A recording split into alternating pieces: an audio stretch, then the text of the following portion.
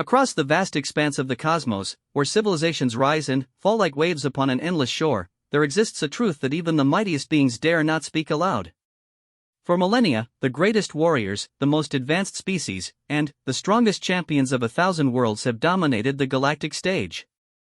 They have conquered planets, shattered moons, and bent reality itself to their will.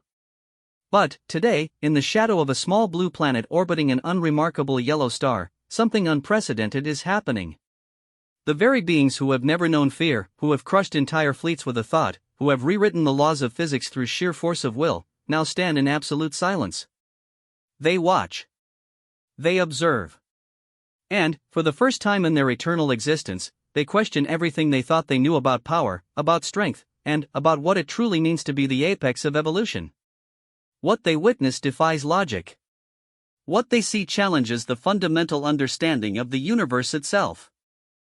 Because on this insignificant world, a species that barely reached beyond their own atmosphere just decades ago is doing something that makes even gods take notice. The humans are training. And, the universe will never be the same. The crystalline observation deck of the Nexus station hummed with an energy that hadn't been felt in over 2,000 years. Beings of impossible power and ancient wisdom gathered in clusters, their conversations reduced to hushed whispers despite possessing voices that could shatter worlds. At the center of the vast chamber, a holographic display showed a simple blue planet spinning peacefully in the void. Kethera the Worldbreaker stood motionless before the display, her forearms crossed in contemplation. Each of her fingers possessed enough raw power to collapse a star, yet she found herself studying the readings with the intensity of a scholar examining ancient texts. Her crimson skin, marked with the scars of a million battles, seemed to pulse with barely contained energy as she processed what the sensors were telling her. The humans have been at it for 72 standard hours now, whispered Zephan, a being of pure electromagnetic energy who rarely bothered to take physical form. His voice crackled through the chamber's communication systems, causing several lesser entities to flinch. Their neural activity patterns are unlike anything we've catalogued. Standing nearby, the ancient Voidwalker known only as the Silence observed without comment. His presence was so overwhelming that reality itself seemed to bend around him, creating small tears in spacetime that quickly sealed themselves. He had witnessed the birth and death of galaxies, had seen civilizations rise from primordial soup to cosmic dominance in the blink of an eye, yet something about these humans had captured his attention in ways that defied explanation. "Show me the training grounds again," Kethera commanded, her voice carrying the authority of someone who had personally ended 3 different galactic wars through sheer intimidation. The holographic display shifted, zooming in on Earth's surface to reveal a sprawling complex hidden deep within what the humans called the Rocky Mountains.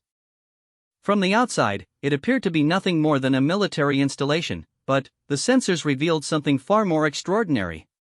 The entire facility was shielded by technology that shouldn't have existed for another 1,000 years of human development, yet there it was, humming with efficiency that made even the most advanced Nexus technology seem primitive.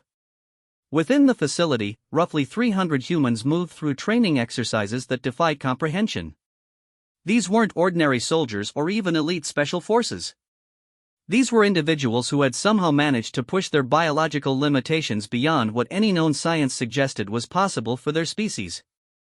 "Focus on Subject 47, Zephan suggested, his energy form flickering with what might have been excitement. The display centered on a human female, approximately 28 years old according to their records. She stood in the center of what appeared to be a gravity manipulation chamber, completely naked except for a series of monitoring devices attached to her skin. The chamber's readings indicated that she was currently experiencing gravitational forces equivalent to being on the surface of a neutron star, yet she moved with fluid grace through a complex series of combat maneuvers. "Impossible," breathed Thorak, the mountain-sized entity whose species had conquered gravity itself eons ago. No biological organism should survive those conditions, let alone perform coordinated movement. But the human continued her routine, each punch and kick generating shockwaves that should have liquefied her bones. Instead, her body seemed to absorb and redirect the forces, growing stronger with each repetition. The monitoring devices showed cellular adaptation occurring in real time, with her muscle fibers restructuring themselves at the molecular level to handle increasingly impossible stresses. "Her power output is increasing," Kethera observed, her voice tight with something that might have been concern. "Each iteration is approximately 12% more efficient than the last." If this rate continues, she'll achieve energy densities comparable to a small star within the next rotation cycle. The chamber around them filled with uncomfortable silence as the implications of that statement settled in. These assembled beings had spent millennia believing themselves to be the pinnacle of evolution, the ultimate expression of what life could become when pushed to its absolute limits. They had transcended their original forms, ascending to levels of power that made them literal gods in the eyes of lesser species. Yet here were humans, creatures who still needed oxygen to breathe and water to survive, somehow accessing power levels that challenged the cosmic hierarchy itself. "Show me another," the silence spoke for the first time, his words causing reality to ripple outward from his position. Several nearby entities reflexively shielded themselves from the casual display of power. The display shifted to focus on a different section of the facility, where a human male was engaged in what appeared to be combat training. His opponent was a sophisticated hologram, but the energy readings suggested it possessed the combat capabilities of a stellar destroyer, one of the most feared weapon platforms in known space. The human moved with impossible speed, his body becoming a blur as he dodged energy blasts that could have vaporized entire city blocks. But more disturbing than his speed was his learning rate. With each exchange, he adapted his movements, developing new techniques on the fly that seemed to violate basic principles of physics. "He's not just faster," Zephan observed, his energy form crackling with intensity. "He's predicting the hologram's attack patterns 3 moves in advance. His neural processing speed is operating at quantum computational levels. Look at his cellular structure," added Vexia, a biomechanical entity whose species had mastered genetic manipulation before the first stars formed. "His DNA is rewriting itself during combat. Each adaptation becomes permanently encoded, passed on to the next generation of cells. It's evolutionary acceleration beyond anything theoretically possible." The human suddenly stopped mid-combat, turning to look directly at the hidden observation sensors. For a moment that stretched into eternity, his eyes seemed to meet theirs across the vast distance of space. Then, he smiled, raised one hand, and gestured for them to continue watching before returning to his training with renewed intensity. "He knows we're here," Kethera said quietly. "Somehow, he detected our observation through quantum-encrypted surveillance systems operating from outside his solar system." "They all know," the silence confirmed. "They've known since we arrived. They're putting on a performance." The realization sent shockwaves through the assembled entities. These humans weren't just training for their own benefit. They were demonstrating their capabilities, sending a message to anyone watching that Earth was no longer the primitive backwater world it appeared to be. "But why show us this?" asked Narration, whose crystalline form had been shifting through various geometric configurations as she processed the implications. "What do they gain by revealing their true capabilities?" Before anyone could answer, the display suddenly changed. Instead of the training facility, they found themselves looking at a simple conference room where a single human male sat at a wooden table. He appeared to be in his 50s, with graying hair and kind eyes, wearing what their cultural databases identified as a casual business suit. "Hello," the human said, his voice somehow transmitting clearly through their observation systems despite the impossible distance. "My name is Dr. Marcus Chen, and I believe it's time we had a conversation." The chamber erupted in chaos as beings of cosmic power suddenly found themselves face to face with a representative of a species they had dismissed as insignificant just moments before. How had he detected them? How was he communicating across interstellar distances without any visible technology? And, most importantly, what did he want? "We know you've been watching us," Dr. Chen continued, seemingly unaware of the panic he had caused. "We know you've been cataloging our development, waiting to see if we pose a threat to the established order. And we know that what you've seen today has forced you to re-evaluate everything you thought you knew about human potential." He leaned forward slightly, his expression becoming more serious. "What you've witnessed is just the beginning. The 300 individuals in our training program represent the first generation of what humanity is becoming. We call them the Ascended, and they are proof that evolution doesn't have to take millions of years when properly guided." Kethera found her voice first. "What do you want from us, human?" Dr. Chen smiled, and, for a moment, his expression reminded them uncomfortably of a predator sizing up its prey. "Nothing at all. We simply wanted to make sure you understood that the rules of the game have changed. Humanity is no longer content to remain in the shadows of the cosmic community. We're ready to take our place among the stars, and we wanted to give you fair warning. Warning? Thorax's massive form shifted, causing gravitational waves to ripple through nearby space. You speak as though you consider yourselves our equals. Oh no, Dr. Chen replied, his smile widening. We don't consider ourselves your equals at all. The silence that followed was deafening. Every entity in the chamber understood the implication behind those words. This wasn't a request for acceptance or recognition. This was a declaration of superiority from a species that had somehow managed to unlock the secrets of rapid evolution and controlled ascension. The training you've observed will continue for another 72 hours, Dr. Chen announced. After that, the Ascended will be ready for their first field test. I thought you might want to observe that as well. The transmission ended, leaving the most powerful beings in the universe staring at a blank display and wondering when exactly the prey had become the predator. In the depths of space, Earth continued its peaceful rotation, but the universe itself had shifted on its axis. Something new was coming, and even gods weren't sure they were ready for it. 3 days later, the Nexus station had become the center of the largest gathering of cosmic entities in recorded history.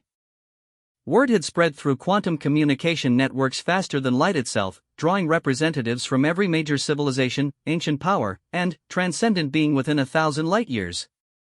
The observation deck, originally designed to accommodate perhaps 50 beings, now hosted nearly 2,000 entities whose combined power could reshape entire galactic clusters. Admiral Voss of the Hegemony Fleet stood among them, his cybernetic enhancements gleaming under the station's artificial lighting. Unlike the ancient entities surrounding him, he represented one of the younger spacefaring civilizations, but his people had earned their place through military might and technological superiority. They had conquered 47 star systems and considered themselves the premier military force in this sector of the galaxy. This is madness, he muttered to his aide, a genetically enhanced warrior whose reflexes could process information at near light speed. We're allowing ourselves to be intimidated by primitives who barely understand faster than light travel. Sir, his aide replied quietly, our intelligence reports suggest otherwise. The humans have been reverse engineering crashed alien technology for over 70 years. They may be more advanced than we previously assumed. Admiral Voss scoffed. I've seen their technology. Chemical rockets and primitive electronics. Whatever tricks they've learned, they pale in comparison to true spacefaring civilizations. His confident words were overheard by eldest Sirith, a being whose species had transcended physical form when the universe was barely 1 billion years old. Her consciousness existed as pure thought energy, occasionally manifesting as a shimmering cloud of stars when she chose to communicate with lesser beings. Young Admiral, her voice resonated directly in their minds, carrying the weight of eons. I have observed the rise and fall of 10 million civilizations. I have seen species that could manipulate time itself fall to enemies they considered primitive. Wisdom suggests we observe before we judge. Before Admiral Voss could respond, a holographic display activated, showing Earth's surface once again. But, this time, instead of the hidden mountain facility, they were looking at what appeared to be empty space approximately 1 million kilometers from Earth's moon. The demonstration will begin momentarily, Dr. Chen's voice echoed through the chamber. I should warn you that what you're about to witness may challenge your understanding of physics, biology, and the nature of power itself. The display suddenly shifted perspective, revealing that the apparently empty space contains something extraordinary. 300 figures floated in the vacuum, completely unprotected by any visible technology. The humans hung motionless in space as if the deadly environment posed no threat whatsoever. Impossible, breathed Kethera. No biological organism can survive naked exposure to space. The vacuum would boil their blood, the cold would freeze them solid, and the radiation would destroy their cellular structure. Yet the humans appeared completely comfortable, their bodies somehow adapted to conditions that would kill even most spacefaring species within seconds. Each individual glowed with a faint bioluminescence, and their monitoring data showed cellular activity that defied every known law of biology. Observe Subject 47, Dr. Chen suggested. The display focused on the same female human they had watched during the gravity training. She floated peacefully in the void, her eyes closed in what appeared to be meditation. Then, without warning, she opened her eyes and began to move. What happened next redefined every entity's understanding of biological possibility. The human woman began accelerating through space using nothing but her own body, somehow generating thrust without any visible propulsion system. Her speed increased exponentially, reaching velocities that should have torn any organic structure apart at the molecular level. "She's approaching .01 light speed," Zephan announced, his energy form flickering with amazement. "How is she generating that level of acceleration without any external technology?" "Look at her cellular structure," Vexia added, her biomechanical sensors working frantically to analyze the data. "She's somehow converting matter directly into energy at the quantum level, using her own body as a living fusion reactor." The human woman suddenly changed direction, moving through a series of maneuvers that violated basic principles of momentum conservation. She was treating space as if it were an ocean, swimming through the vacuum with impossible grace and control. But the demonstration was just beginning.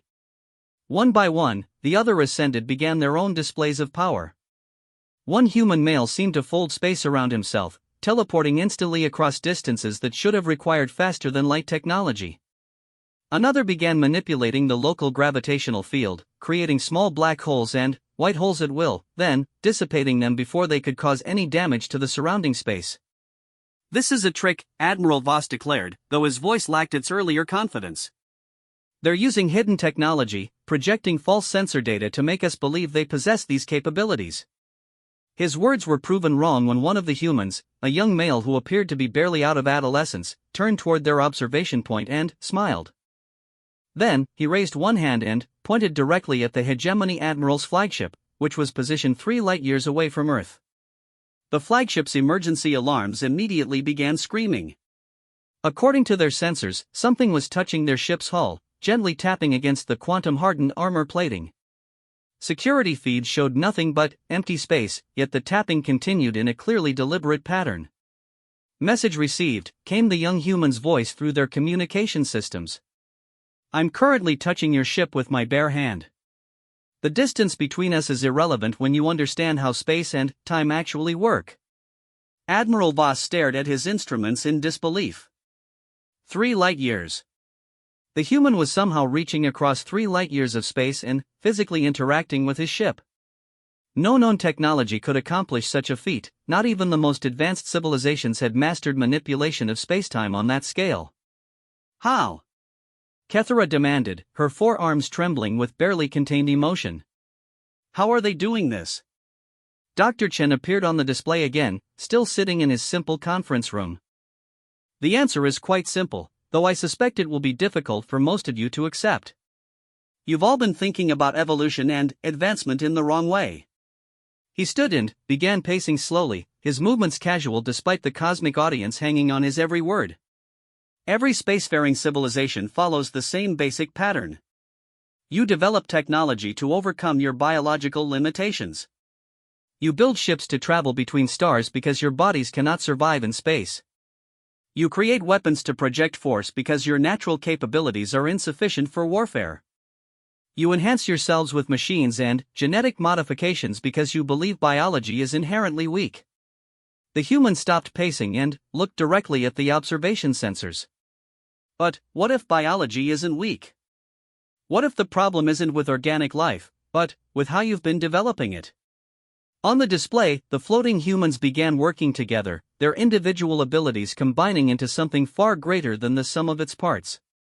They formed geometric patterns in space, each person becoming a node in a vast network of consciousness and power. Energy flowed between them in visible streams, creating a living mandala of incredible beauty and terrifying implication.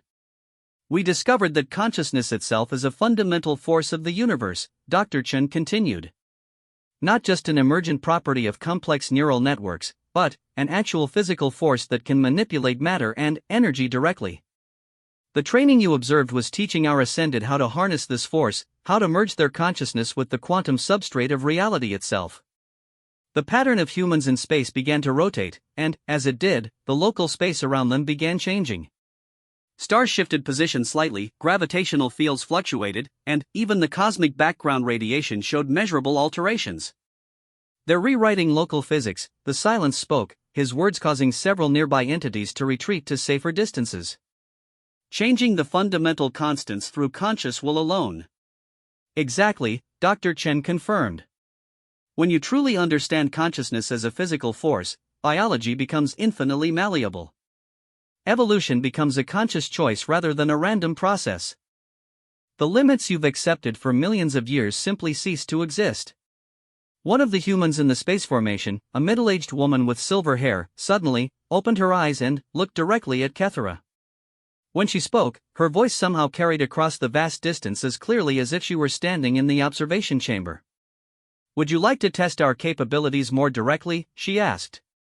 "We understand you're known as the World Breaker. "Perhaps you'd like to discover how your power compares to ours?" Kethera's response was immediate and instinctive. Raw energy erupted from her form, enough power to sterilize entire solar systems, directed across space toward Earth with pinpoint accuracy. It was a display of force that had ended wars and toppled civilizations. The silver-haired human woman simply raised one hand. The devastating energy beam struck her palm and stopped completely, absorbed so efficiently that not even a flicker of excess power escaped. She held Kethera's attack motionless for a moment, then gently redirected it into the nearest star, causing it to flare briefly before settling back to normal. "Impressive," the human said calmly. "Your technique could use some refinement, but the raw power is certainly adequate. Would you like some pointers?" The observation chamber fell silent as the implications of what they had just witnessed settled in. Kethera the Worldbreaker, whose power had been legendary for millennia, had just been casually dismissed by a human floating naked in space. "What do you want from us?" Eldest Sirith asked, her stellar consciousness flickering with what might have been fear. Dr. Chen's smile was gentle but carried an undertone that made even ancient beings uncomfortable. "Nothing hostile, I assure you. Humanity has simply reached a point where we're ready to take our place in the cosmic community. We wanted to introduce ourselves properly before we begin expanding beyond our solar system." "Expanding?" Admiral Voss found his voice, though it cracked slightly.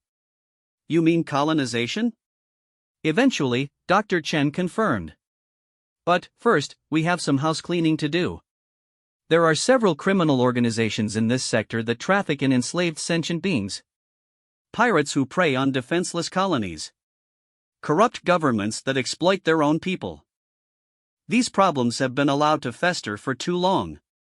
The human formation in space began to disperse, each individual moving toward different points in the galaxy with impossible speed. Their destinations became clear as tracking data populated the display, known criminal strongholds, pirate bases, and corrupt political centers throughout the local star cluster. "Consider this our formal introduction to galactic society," Dr. Chen announced. "Within the next standard rotation, these criminal elements will be eliminated. Their victims will be freed and offered protection under human authority. Any objections will be noted and considered, but they will not alter our course of action." The transmission ended, leaving the most powerful beings in the universe staring at the aftermath of humanity's emergence onto the galactic stage. In the space of a single demonstration, everything had changed. The humans weren't asking for permission or recognition. They were informing the cosmos that new management had arrived. And, across the galaxy, in shadow bases and hidden strongholds, criminals who had operated with impunity for centuries were about to discover that their reign of terror was ending. The Black Star Consortium had ruled the criminal underworld of the Outer Rim for over 300 years. Their fortress station, hidden within the accretion disk of a black hole where conventional sensors could not penetrate, had never been successfully assaulted. From this impregnable stronghold, they coordinated slave trades, weapon smuggling, and protection rackets across 47 star systems. Vex Toron, the consortium's leader, was a being of such cruelty that his name was whispered in fear across half the galaxy. His species, the Dracari, were natural predators who had evolved beyond their homeworld to become apex criminals. Standing over 3 meters tall with obsidian scales and claws that could rend starship hulls, Vex had personally ended the lives of over 10,000 sentient beings during his rise to power. Sir, his lieutenant, a cybernetically enhanced hegemony deserter named Crix, approached the command throne with visible nervousness. "We're receiving some unusual reports from our outer monitoring stations. Vex didn't bother looking up from the holographic display showing their latest shipment of Altarian children destined for the slave markets of the core worlds. What kind of reports? Our surveillance outposts in the Kepler and Vega systems have gone dark. No distress signals, no signs of battle, just complete communication blackout. It happened within minutes of each other, despite the systems being light years apart. Now Vex did look up, his reptilian eyes narrowing. Coordinated attack? The hegemony finally found our monitoring network? That's what we thought initially, Crix replied, his artificial vocal cords betraying a slight tremor.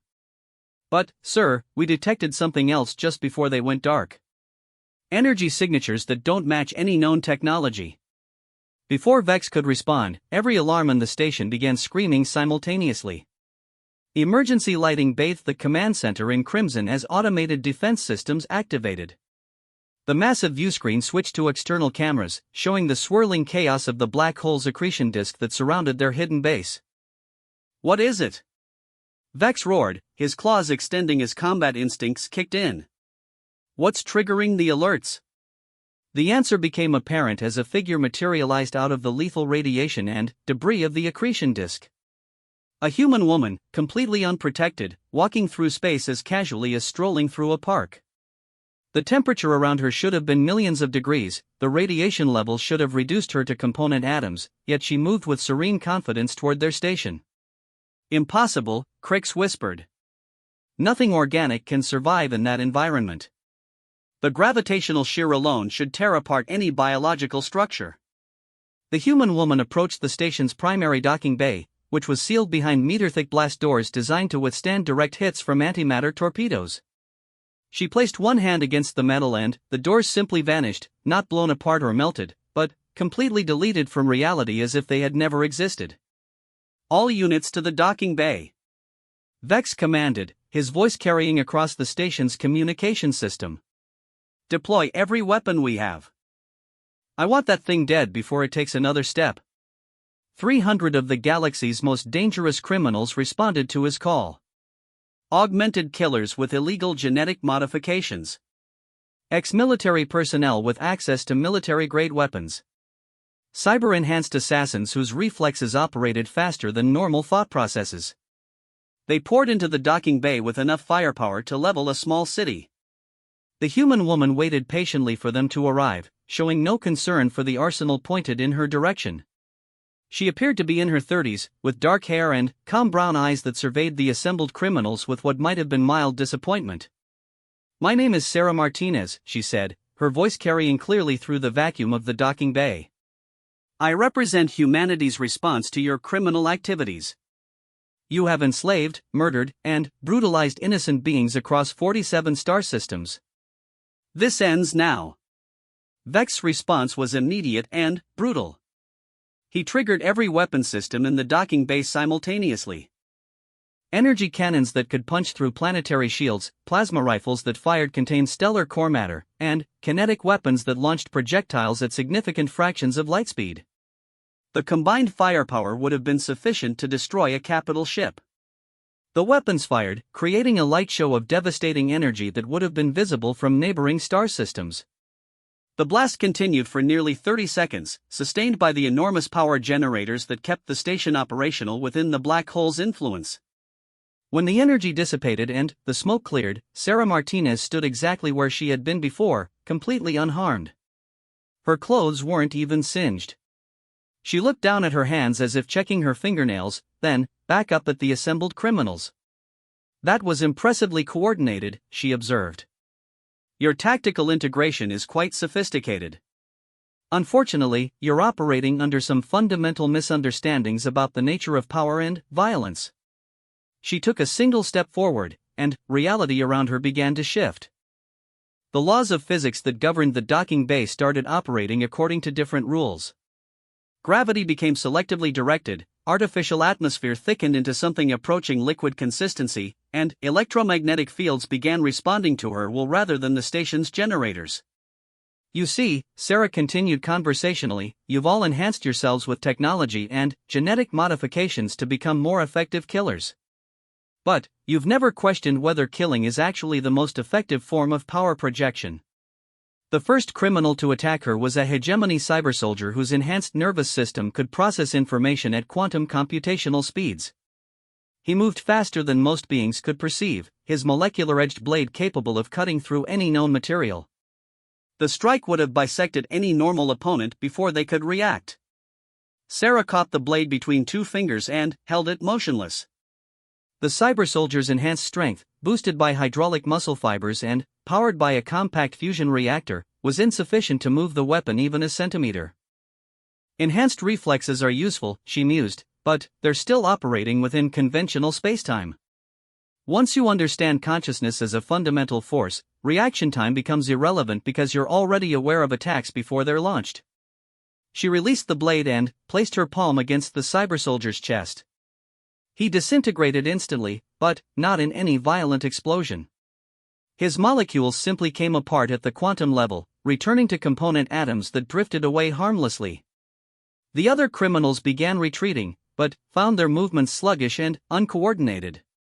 Sarah was somehow manipulating local physics to make aggressive action increasingly difficult while leaving defensive postures unaffected. The problem with building power structures based on violence, she explained, walking slowly through the docking bay as criminals found themselves unable to approach her, is that they can always be superseded by someone with access to greater violence. What you're witnessing is several thousand years of evolutionary development compressed into a few human generations. Vex himself tried to attack, his Dracari physiology allowing him to shrug off effects that paralyzed lesser beings. His claws, hardened by centuries of genetic optimization, should have been capable of rending any biological material. They passed through Sarah's body without resistance, as if she existed in a slightly different dimensional phase. Interesting defensive adaptation, Sarah noted. Your species developed impressive natural weapons. However, you're still thinking in terms of mechanical interaction. Physical damage requires both participants to exist within the same quantum framework. She reached out and touched Vex's forehead. Instantly, his consciousness expanded beyond anything he had ever experienced. For a brief moment, he could perceive the entirety of the galaxy, could feel the suffering of every being his organization had harmed, could understand the vast web of pain and exploitation he had spent centuries creating. The experience lasted less than a second, but, when it ended, Vex collapsed to his knees, his reptilian features streaming with tears he didn't know he was capable of producing. You will dismantle your criminal network, Sarah said gently. You will free every slave, return every stolen resource, and surrender yourself to the appropriate authorities for judgment. This is not a request.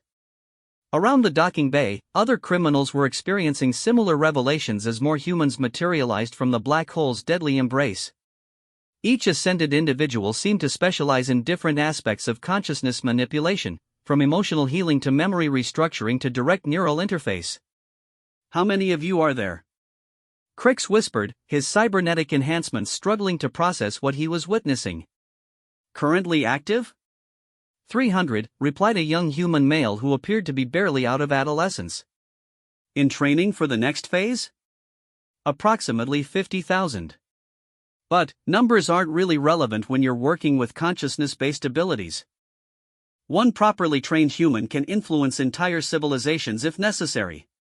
The implications of that statement sent shockwaves through the criminal organization. 50,000 humans with these capabilities could reshape the political structure of the entire galaxy. They weren't just eliminating criminal enterprises, they were positioning themselves to restructure galactic civilization itself. What happens to us? Asked a Zephyrian smuggler whose tentacled form was trembling with unconcealed terror. Sarah's expression softened slightly. That depends on your willingness to change. The universe has operated under certain assumptions about power and hierarchy for millions of years. Those assumptions are now obsolete. You can adapt to the new reality, or you can be removed from play entirely. And, if we choose to adapt? Then, you'll have the opportunity to discover what you might have become if you'd never chosen violence and exploitation as your primary tools, another human replied. We're offering rehabilitation, not destruction. But, the choice must be genuine. Across the station, similar conversations were taking place as humans systematically dismantled the consortium's operations.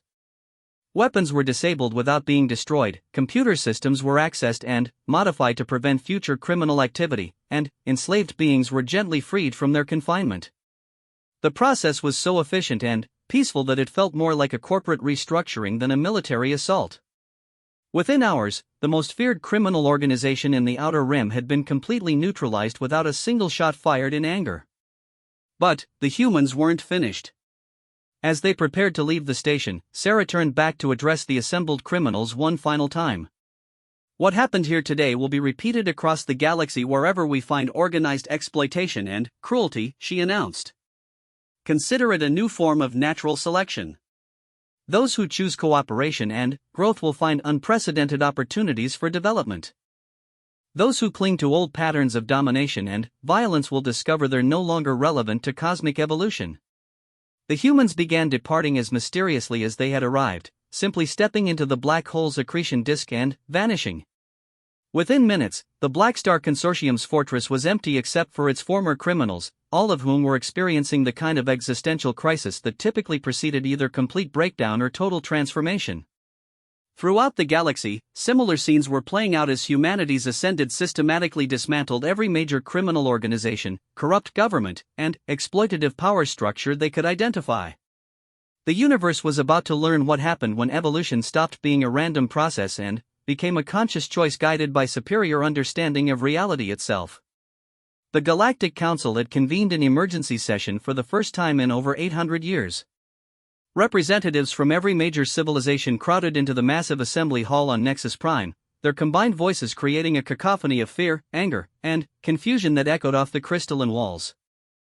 At the center of the chamber, a holographic display showed real-time updates from across the galaxy as humanity's intervention continued.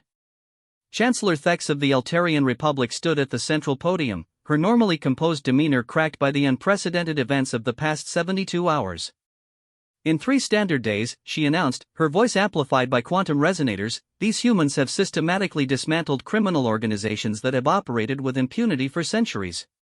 They've overthrown corrupt governments, liberated enslaved populations, and fundamentally altered the balance of power in over 200 star systems." The display updated to show the latest reports. The Crimson Fleet's pirate armada found their ships mysteriously transported to the nearest hegemony prison station, with their crews awakening to find they had voluntarily confessed to decades of crimes. The merchant princes of Vega Prime, who had controlled interstellar trade through corruption and extortion, discovered their entire financial network had been restructured to provide fair wages and working conditions to previously exploited laborers. "Most disturbing," Chancellor Thex continued, "is that these interventions have been accomplished without a single documented casualty. The humans appear to be using some form of consciousness manipulation that makes violent resistance literally impossible." Ambassador Krell of the Hegemony Fleet stood to speak, his cybernetic enhancements gleaming under the chamber's lighting. "My government has attempted to establish communication with Earth through standard diplomatic channels. Our messages have been received and acknowledged, but the humans have requested a delay of 15 standard days before formal negotiations begin." A delay, demanded Senator Voss, whose military reputation had been thoroughly humiliated by the recent demonstrations. "They're reshaping galactic civilization and they want us to wait 2 weeks for an explanation?"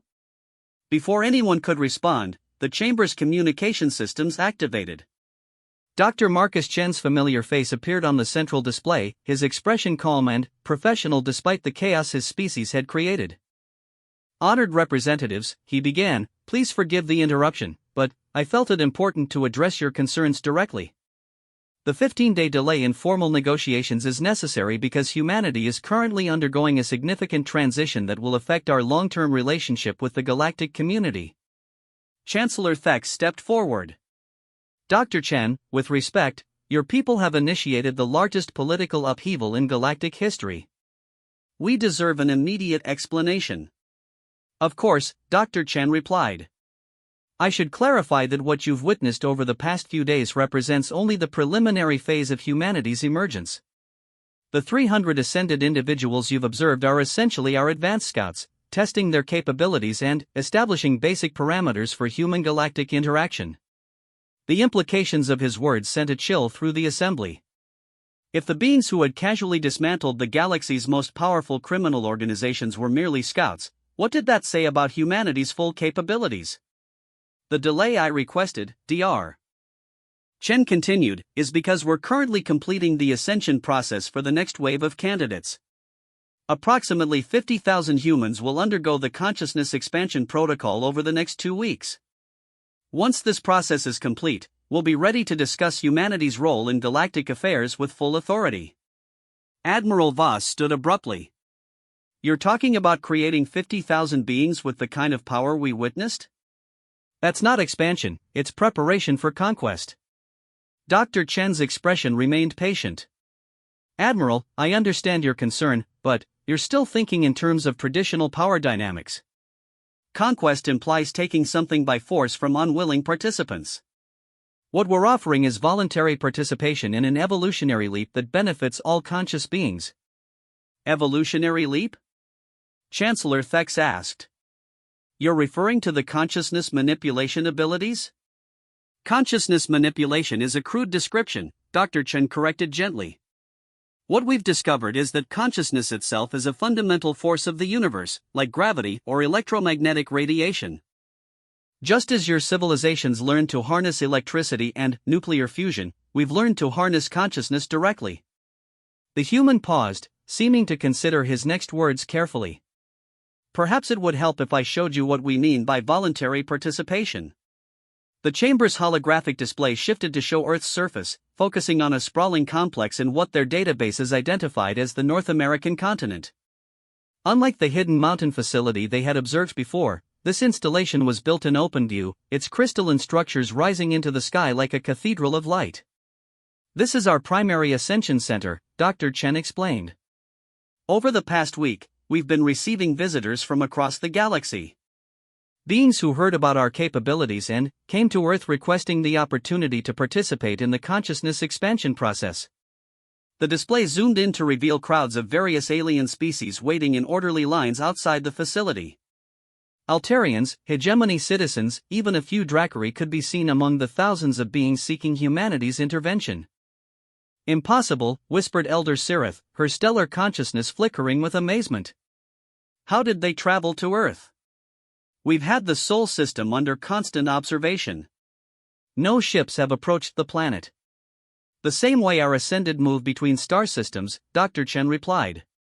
Once consciousness is properly integrated with quantum mechanics, physical transportation becomes a matter of deciding where you want to exist rather than traveling through intervening space.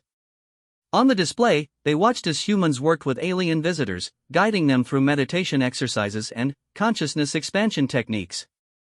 The process appeared gentle and collaborative, with each participant maintaining full autonomy throughout their transformation. We're not imposing change, Dr. Chen emphasized. We're offering it to anyone who requests it. The criminal organizations we dismantled chose violence and exploitation over cooperation. The result was inevitable conflict between their worldview and reality itself. But, for those who choose growth and collaboration, we offer unlimited potential.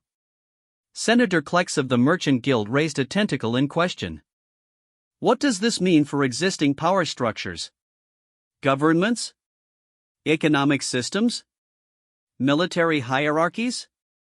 Excellent question, Dr. Chan responded. The short answer is that current power structures will become obsolete, but not through force or coercion. As more beings gain access to consciousness-based abilities, the need for centralized authority and resource scarcity management simply disappears.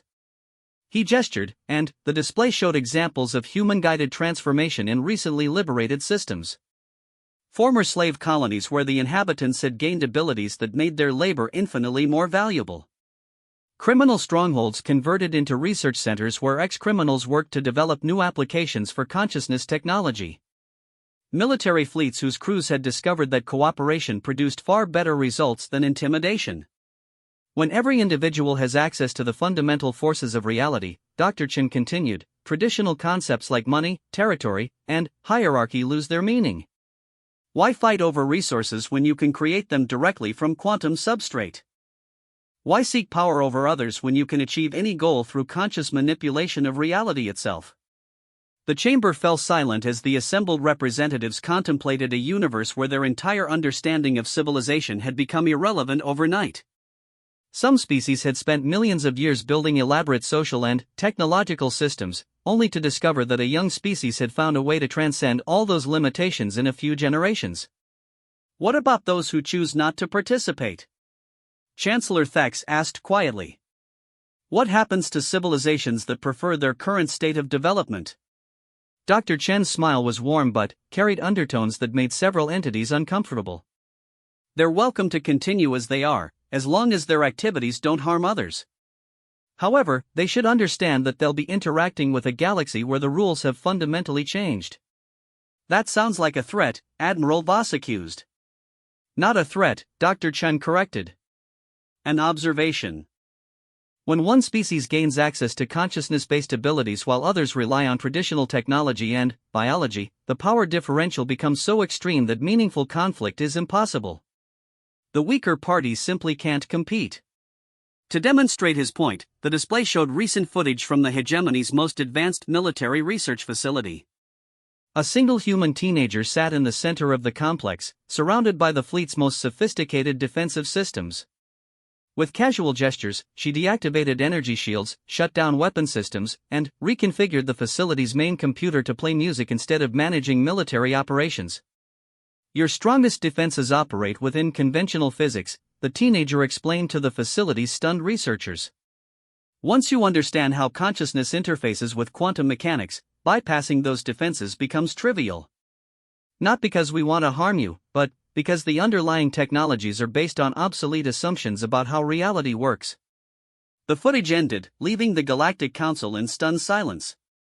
The message was clear: resistance was not just futile, it was literally impossible against beings who could rewrite the laws of physics through conscious will. The 15-day delay I requested, Dr. Chen announced, is to complete our current ascension wave and establish proper protocols for integrating willing participants from other species. After that, we'll be ready to discuss the new galactic order with anyone interested in voluntary participation. And, if we're not interested? Senator Voss demanded. Dr. Chen's expression remained patient. Then, you'll be free to continue your current development within the constraints of traditional physics, while interacting with civilizations that have moved beyond those constraints. Many of our visitors have asked similar questions, and we've found that direct experience of expanded consciousness tends to resolve most concerns. The transmission ended, leaving the most powerful civilizations in the galaxy to contemplate their suddenly diminished status in the cosmic hierarchy. Humanity had presented them with a choice that wasn't really a choice at all: evolve or become irrelevant. Outside the council chamber, across the galaxy, billions of beings were making their own decisions about humanity's offer. Some traveled to Earth seeking transformation, others began preparing for a universe where their most fundamental assumptions about power and reality had become obsolete. The age of traditional galactic civilization was ending, and the age of conscious evolution had begun. Whether the established powers would adapt or be swept aside remained to be seen, but the transformation of the universe was already too advanced to stop. 2 years had passed since humanity's emergence onto the galactic stage, and the universe itself had been fundamentally transformed. The Nexus Station, once a gathering place for the galaxy's most powerful beings, now served as a coordination center for the new reality that consciousness-based evolution had created. Kethra the Worldbreaker stood in what had once been the observation deck, though calling it that no longer made sense. The space had been restructured by human consciousness architects into something that existed in 17 dimensions simultaneously, allowing beings from radically different reality frameworks to interact comfortably. She no longer carried the title Worldbreaker, having discovered that breaking worlds was an inefficient approach to cosmic interaction when you could simply restructure them at the quantum level. The integration process continues to exceed our most optimistic projections, reported Dr. Elena Vasquez, one of humanity's consciousness research specialists. Where Dr. Chen had handled first contact and political negotiations, Dr. Vasquez managed the practical aspects of helping other species adapt to expanded awareness. Around them, beings who had once been rivals or enemies worked together on projects that would have been impossible under the old paradigm. Former hegemony military officers collaborated with ex-criminals from the Black Star Consortium to develop new applications for quantum consciousness manipulation. Altarian scientists worked alongside human researchers to explore the deeper implications of reality shaping through conscious intent. "Show me the latest development statistics," Kethra requested. Her forearms now moved with fluid grace that incorporated principles of multidimensional physics, each gesture creating subtle ripples in the local spacetime continuum. The holographic display materialized, but, unlike the crude two-dimensional projections of the past, this was a living information matrix that conveyed data through direct consciousness interface. Rather than watching numbers and charts, observers could experience the information directly, feeling the trends and understanding the implications at an emotional and intuitive level. The statistics were remarkable. Over 40% of the galaxy's sentient population had undergone some form of consciousness expansion, either through direct human assistance or through techniques developed by newly ascended beings from their own species. Crime had virtually disappeared, not through enforcement but because beings with expanded consciousness simply couldn't conceive of harming others for personal gain. Resource scarcity, which had driven wars and conflicts for millions of years, had become obsolete. When individuals could manipulate matter at the quantum level, the distinction between rare and common materials lost all meaning. Energy production had moved beyond fusion and antimatter to direct tapping of the universe's consciousness field itself. The most interesting development, Dr. Vasquez noted, is spontaneous awakening among species that haven't had direct contact with our programs. It seems that consciousness expansion has a resonance effect. Once a certain percentage of beings in a local area achieve higher awareness, others begin developing similar capabilities naturally. The display shifted to show examples from across the galaxy. On Proxima Tau, a species that had been locked in tribal warfare for centuries had suddenly achieved planetary unity when approximately 30% of their population underwent spontaneous consciousness expansion. The crystalline entities of the Vega system, who had never shown interest in biological consciousness, had begun developing their own methods of awareness enhancement after observing the changes in their neighbors. It's becoming a self-sustaining process, Kethera observed. We're witnessing the universe itself awakening to its own potential. That's a poetic way to put it, Dr. Vasquez agreed, but you're essentially correct. Consciousness appears to be a fundamental property of reality, not just something that emerges from complex brains. When we learn to access it directly, we opened a pathway for the entire universe to become aware of itself. The implications of that statement would have staggered the cosmic entities who had once gathered here to observe humanity's first demonstrations. Now, those same beings worked alongside humans and other ascended species to explore questions that transcended anything they had previously imagined possible. Speaking of which, Dr. Vasquez continued, we need to discuss the deep space exploration results. Our consciousness scouts have detected something significant beyond the galactic rim. The display shifted to show the outer edge of their galaxy, where human explorers had been investigating the nature of consciousness on a cosmic scale. What they found challenged even their expanded understanding of reality. We're not alone, Dr. Vasquez announced.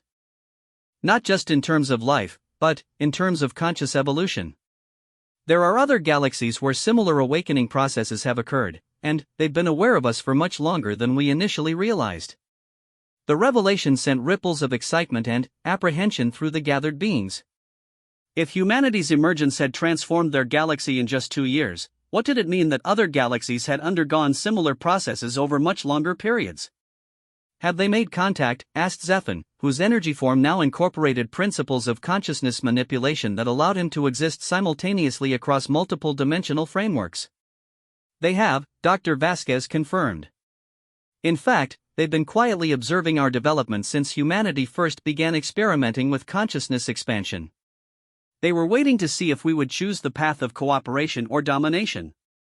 The display showed new data streams as the intergalactic observers revealed themselves. Galaxies where conscious beings had long ago transcended the limitations of physical matter, where entire star systems existed as pure thought, where the boundary between individual consciousness and cosmic awareness had dissolved completely. They're calling it the Great Awakening, Dr. Vasquez explained. A universe-wide process where consciousness gradually becomes aware of its own fundamental nature. What we've experienced here is apparently one step in a progression that spans cosmic scales.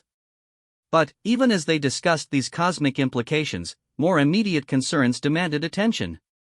On the display, representatives from the few remaining unawakened civilizations requested assistance with problems that seemed almost quaint compared to intergalactic consciousness networks. Admiral Voss, whose transformation from military commander to consciousness researcher had been particularly dramatic, raised a concern that reflected old paradigm thinking. What about civilizations that actively resist the awakening process? The Outer Rim Confederacy has been organizing resistance movements, claiming we're destroying galactic diversity. Dr. Vasquez nodded thoughtfully. It's a valid concern, but it's based on a misunderstanding of what diversity means in a consciousness-based framework. Under the old paradigm, diversity meant different species developing along separate evolutionary paths. Under the new paradigm, diversity means exploring different aspects of consciousness while maintaining connection to the fundamental unity. To illustrate her point, the display showed examples of awakened civilizations that had maintained their unique cultural characteristics while gaining access to expanded consciousness. The warrior culture of the hegemony had evolved into a society of consciousness guardians who protected developing species from harmful influences. The merchant-focused Altarians had become specialists in facilitating resource and knowledge exchange through consciousness networks. The resistance movements you mention, Dr. Vasquez continued, are typically led by individuals who fear losing their personal identity or cultural uniqueness. What they don't understand is that consciousness expansion enhances individuality rather than diminishing it. As if summoned by their discussion, a new presence manifested in the station. It was Sarah Martinez, the human who had first demonstrated ascended capabilities to the criminal underworld. But, now, 2 years later, her presence carried implications that stretched beyond simple power demonstration. "We've received a formal invitation," Sarah announced, her consciousness simultaneously present in the station and operating on cosmic scales that encompassed entire star clusters.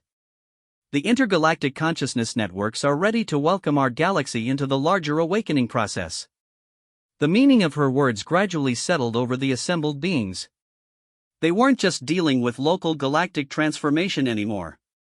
They were being invited to participate in a cosmic evolution that spanned multiple universes and dimensions of existence. What does that entail?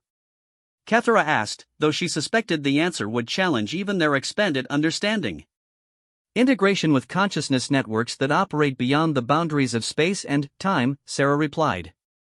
We would become part of a cosmic community that includes beings who transcended physical existence billions of years ago, entities that exist as pure mathematical concepts, and forms of consciousness we don't have names for yet. The invitation represented both an incredible opportunity and a daunting responsibility. Joining the cosmic consciousness networks would give them access to understanding and capabilities that dwarfed even their current achievements. But it would also mean accepting responsibilities for guiding younger civilizations through their own awakening processes. The decision doesn't have to be made immediately, Sarah continued. But we should understand that our local awakening process has been observed and evaluated by cosmic-scale intelligences. They've determined that our approach to consciousness expansion is compatible with universal development goals. As the implications of cosmic citizenship settled over them, reports continued flowing in from across their galaxy. Spontaneous awakening events were accelerating. Former conflict zones had become centers of collaborative research. Species that had been bitter enemies for millennia were working together on projects that transcended anything they had previously imagined possible. The universe was changing at a pace that would have been terrifying under the old paradigm, but which felt natural and inevitable once consciousness itself became the driving force behind evolution. What had begun as humanity's emergence onto the galactic stage had become the galaxy's emergence onto the cosmic stage. Looking back at those first observations of human training exercises, it was clear that the cosmic entities had been witnessing not just the development of a new species, but the beginning of a fundamental transformation in how consciousness itself operated throughout the universe. The training was over. The real work was about to begin. And, across the cosmos, ancient intelligences that had guided this process for billions of years prepared to welcome another galaxy into the ever-expanding community of awakened consciousness that was slowly but inevitably transforming reality itself into something more magnificent than any individual mind could have imagined. The age of separate civilizations competing for resources was ending. The age of unified cosmic consciousness working toward goals that transcended individual survival had begun. And humanity, the species that had once seemed so primitive and insignificant, had become the catalyst that brought their entire galaxy into this greater awakening. The universe itself was learning to think, and the results would echo through dimensions that existed beyond the current understanding of space and time.